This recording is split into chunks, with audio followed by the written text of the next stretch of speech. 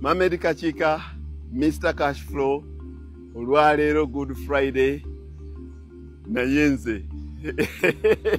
Ngerinnya bwe ndyogera Mr. Cashflow, ndi wano Fruce Cashflow. Bannange namaze ebbanga ngamba nnyonnyola nti bannange tulimenga bwe tulunda. Tulimenga bwe tulunda. Nabagambako nti okulunda kuno kulinamu ekyama. Tetusuubira nti eriyo omuntu ajja okujja akubulye nti wategedde zaabu ali wano. Olina kumwezuulira bwezuulizi. So sigambye kulunda kunene nyonga kuno okwange. Naye oba oli wa mbuzi, oba oli wa nkoko, oba oli wa mbizi, oba olina 3, oba olina 5, oba olina enkoko 1000 oba 1000. Bannange tulimenga bwe tulunda. Omusajja Matiya Kasaija minisita we namukakasiriza yagambye nti nno ssente ziri mu ttaka nenga tolitunze. Kati gwe tunuulira nze okuva January olwaleero tetuli mu April, okuva January natandika n'obulume nabulaga nga mbutunda nenzizaako obulala. Kati okuva ku Idi ntunda ente za nnyama. Ewiiki eyeyaseemu kati olwaleero ku Pasaka sigenda mu traffic jam wa kibuga.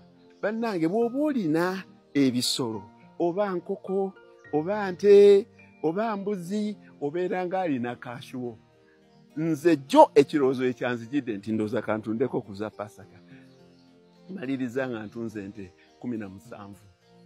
Naye olwagambye bugambi manager nti gamba abantu bo tewaayise essaawa 2. Buli ajja n'alondamu z'asiimye kumuwa kapapula kugenda ku mobile money kugenda ziteeka agent banking yatujjira. Neteeka ne ssente ku akawunti yo essaawa 2 n'ekitundu ez'ekiro. Ekyo bannange kye mmaze ebbanga nga mbakuutira. Bannange tulimenga bwe tulunda. Okulunda kulimu ssente ezitalinaamu buyinike. N'otunda obujana bwe buti ne bakuyaayaanira muzeeyi. N'otunda ekirume olaba baabadde n'embalala baagenze embalala baakubye essimu nti banterekereyo bbiri ezinaatabula ezeeno. Kuba ente ezaffe nnungi nsava. Ente ezaffe nsava, ente ezaffe nnungi kuba tuziriisa bulungi. Abantu bamaze ebbanga nga bakola ebintu bino naye nga tewaliiwo abiyigiriza bannaabwe. Abantu bamaze ebbanga nze kuva buto nkulanda baze kuva ku zitata kati zifuso buli lunaku oba ku weekend fuso ng'obuyana bujjudde waggulu. Naye kati abantu b'omu bitundu ebirala nga tebannategeera commercial importance ya kintu ekyo. Sibagambye nti ebirala byonna tubirike. Bannange mmwanyi nze nzirina. Mmwanyi nzirina naye nazuulayo ekyama nti bw'oba waakulima mmwanyi bulungi kuba ziri seasonal oteekeddwa okubaayo nekyogamba nti abaaye bantegekererawo bukadde 20 ne bajja nga badduka nga tolinaako buyinike bwonna. Bannange tulimenga bwe tulunda.